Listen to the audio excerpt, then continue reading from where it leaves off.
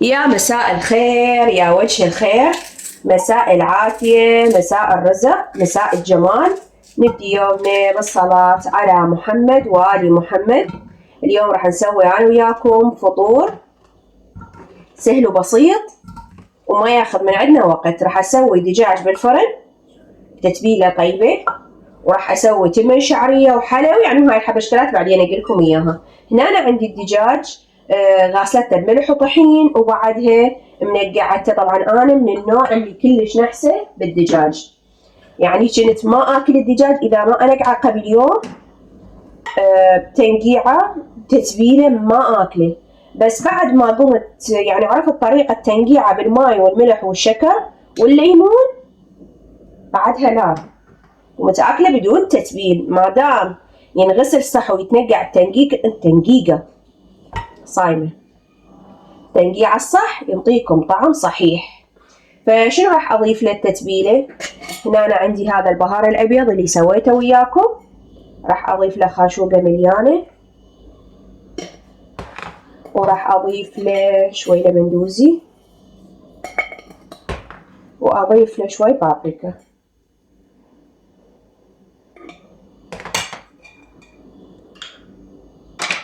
الفلفل الأسود، وهذا الفلفل الأسود. طبعا أول بداية ما أعرف منين تعلمت تنقيعة الدجاج. ما تذكرت تعلمتها شيف أجنبي نقع الكنتاكي، خليني أجيب مبراشة.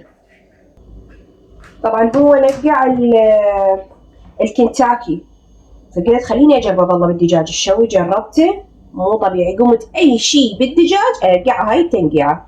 فهنا أنا عندي نص ليمونة راح آخذ القشر مالتها. يا ويلي قشر الليمون ينطي نكهة تجنن للدجاج. نبرش القشر. طبعا أكيد هذه النص الليمونة موجودة باب الثلاجة كانت. بناخذ القشر وبعدها نعصرها، ناخذ عصيرها.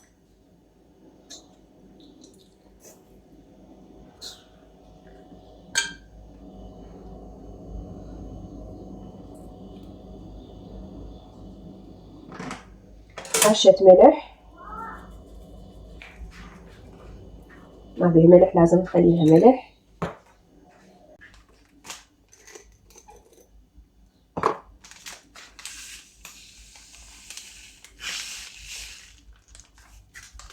ما بيه رشة ملح.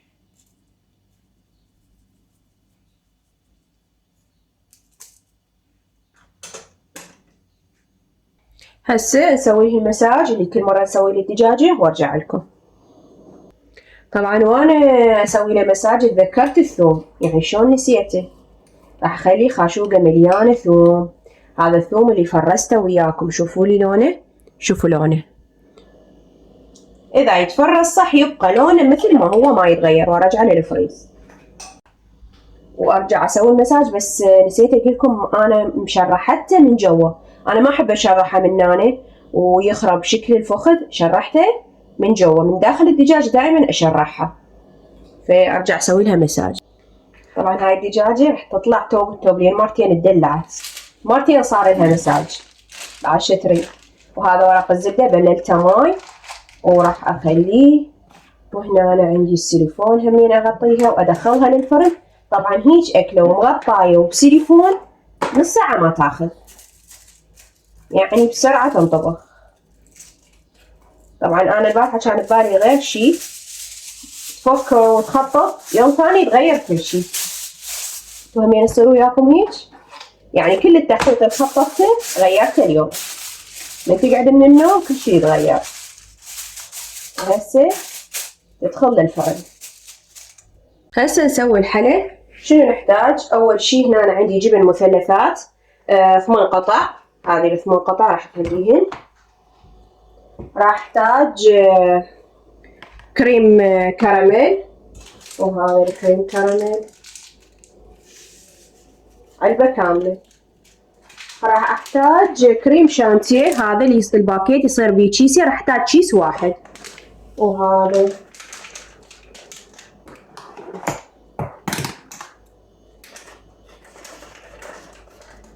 كريم شانتيه كيس واحد. راح احتاج قهوة او كابتشينو ظرف واحد، اي نوع كابتشينو متوفر عندكم، اي نوع اللي يصير 3 في 1. راح اخليه كامل، كيس كامل. راح اخلي علبة قشطة همين، اي نوع قشطة، علبة واحدة.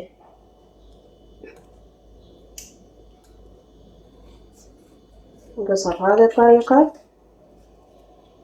بعدين نثقبها حتى يدخل الهواء وتنزل عندنا كاملة. ما اعرف طالعتكم بالتصوير، واعرفوني شلون نزلت كاملة. راح نحتاج نص علبة حليب مكثف.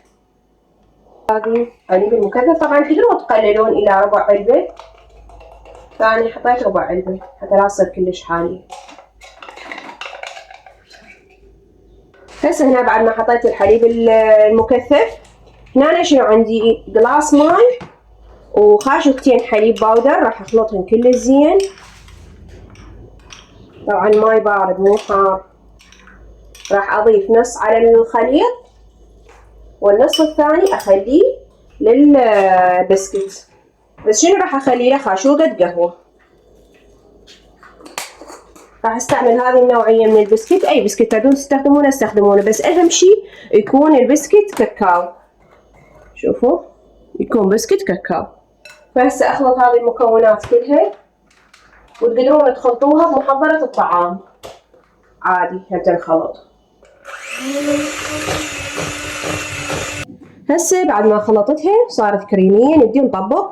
ناخذ قطعة البسكت، طبعا هاي على مودكم بهاي لازمتها، نغطسها بالسائل اللي سويناه ونبدي نصفط الطبقة الأولى كاملة. يعني حاولوا إنه يكون البسكت كاكاو حتى تصير طبقات حلوة ومبينة واضحة، لأنه إذا أبيض وهي أصلا الصلصة على بياض فما راح تبين الطبقات. فخليني أصفط الطبقة كلها وأرجع لكم. هسه بعد ما صفطت الطبقة الأولى أبدي أخلي طبقة من الخليط اللي سويته، وأبدي أكررها إلى أن أخلص البسكت. لا مو البسكت هواي يجوز، إلى أن أخلص الخليط كله، وآخر طبقة تكون الخليط. فخليني أكمل وأرجع لكم. لازم نستخدم الإيد. وهسه بعد ما كملت هاي الطبقات، هذا الصوص الأخير كله أخليه على الوجه.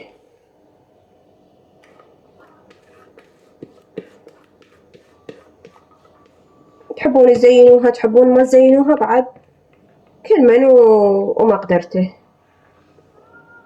بس أنا بيمن راح أزينها. هسه أراويكم بيمن. نساوي الوجه كله زين. هذا التشيز اللي ويا الكريم كراميل راح شوية أذوبه بالمايكرو، أخليه تقريبا هيجي يعني ثانية واحدة، وإذا ما عندكم مايكرو عادي تحطونه بماي حار راح يذوب. يعني أبد ما خليته هواي، كلش قليل.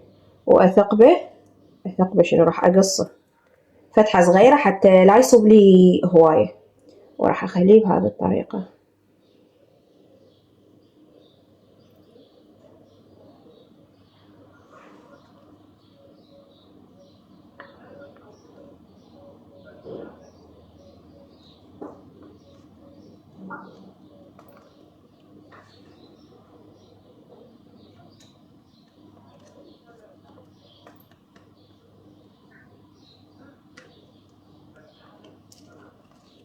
وبعدها نسوي هذه الحركة المشهودة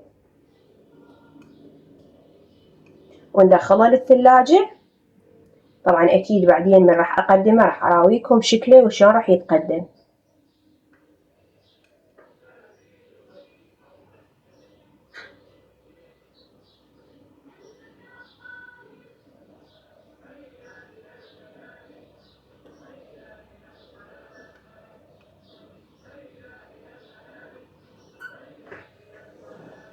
بس خليني أنظف أطرافه. هسه تمام.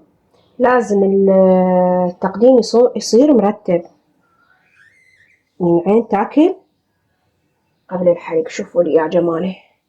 وندخله الفريز وسهمكم مليون عافية. لا مو للفريز، ندخله للثلاجة يا فريز.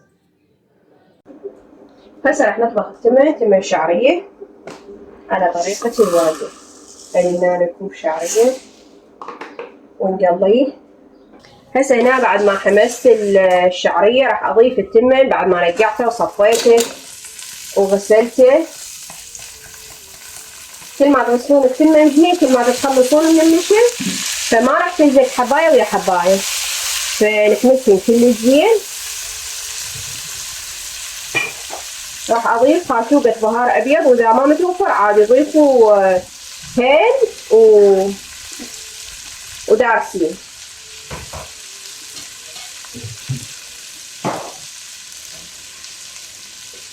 ملح ونحمس.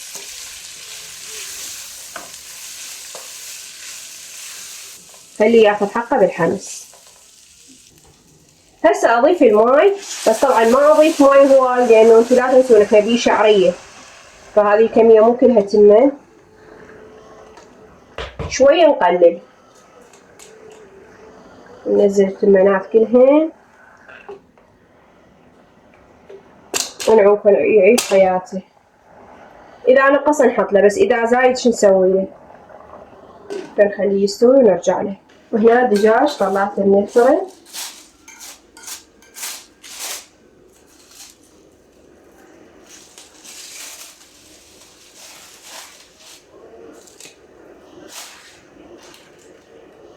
بسم الله. هسه بعد ما تشوفوه شلون مستوي البوتيتو وذايبه منتهي، الدجاج مستوي. هسه اخليه بس يتحمر الوجه الفوقاني.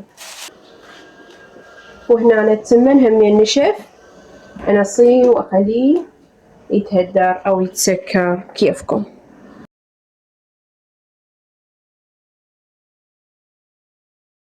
هسه اراويكم الطرشي. طبعا واحدة من المتابعات قالت لي نريد نشوف الطرشي شلونه، هذا الاحمر. شوفوا لي خليني اقرب لكم زوم. شوفوا لي الخل مالته. طبعا ما اعرف شلون يوصل لكم. شوفوا الكثافة مالته، كثافته خرافية. وهذا هو قدامكم. وهذا الطرشي اللي سويته وياكم بالرمان. شوفوا لي الجمال مالته، والطعم يجنن، حامض، حرورته معتدلة. وناخذ من عنده. شوفوا لي كثافة الخلط، شوفوا لي الخلط شلون كثيف.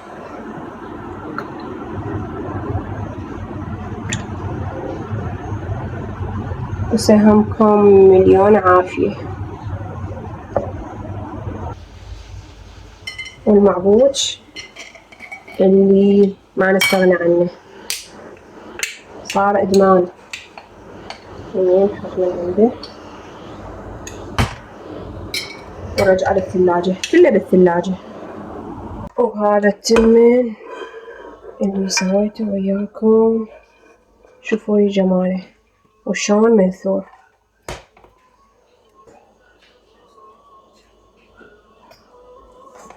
وهذا الدجاج بعد ما طلعته من الفرن وحمرته نصفطه.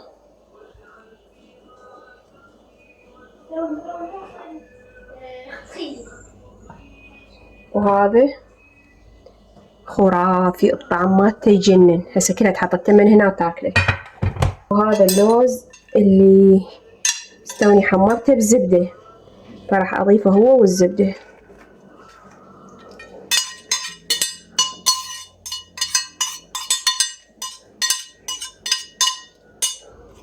وسهمكم مليون عافية.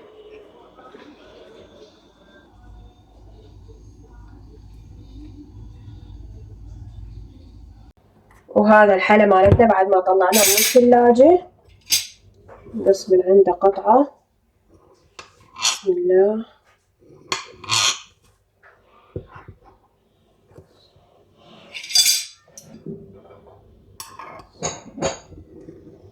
بسم الله الرحمن الرحيم. شوفوا، وسهمكم مليون عافية. خلي نذوقه هسه. شوفوا الطبقات، هذا اللي أقصده. من يصير البسكت بالكاكاو راح تبين الطبقات وياكم. بس طبعا احنا مستعجلين يعني اني اصور انهي الفيديو، فحتى ما خليته هواي وقت بالثلاجة.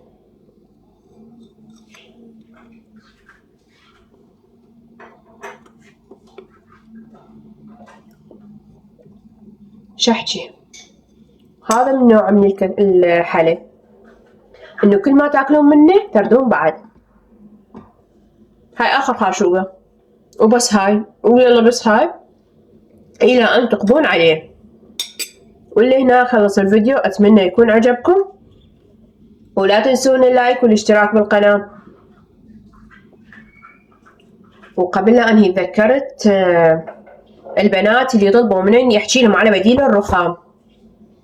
خلي بهذا الفيديو بديل الرخام، والفيديو الجاي عن الغسالة، لانه حتى لا يصير طويل عليكم.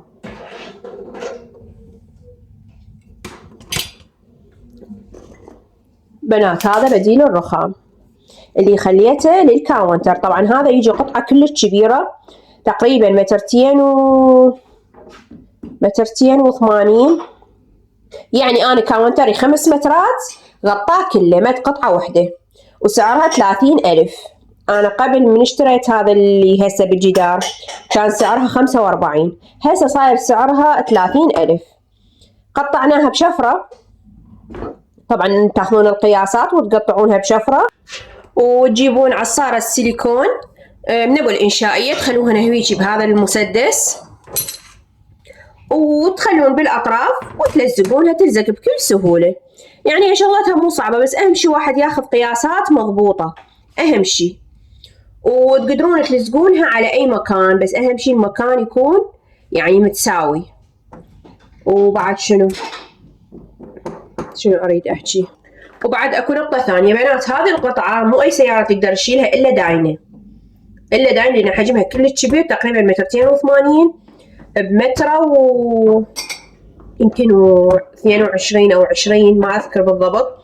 يعني بحيث انه كاونتر السطح مالته 5 امتار خليته عليه. والنقطة الثانية بنات، انا كاونتري اصلا ما حاطت له جرانيت. اول ما سويته ما كان عندي خليله جرانيت، فمباشرة جبت بديل الرخام. فشنو سويت؟ خليت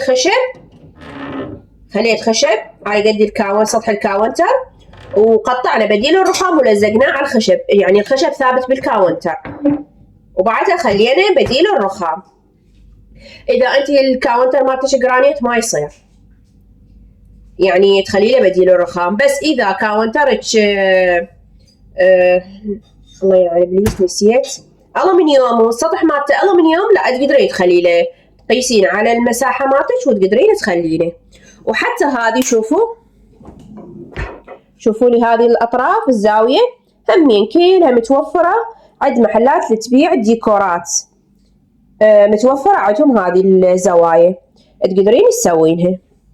وأما بديل الرخام الثاني اللي خليته على السنك، ذاك ينباع قطع، وذاك انت يعني بوحدك تقدرين تستخدمين، بس هذه لازم احد وياك ياخذ القياسات وتقصونها يعني مضبوط، لانه اذا تنقص غلط راح تخرب القطع حرامات، وهي كبيره وغاليه مو رخيصه.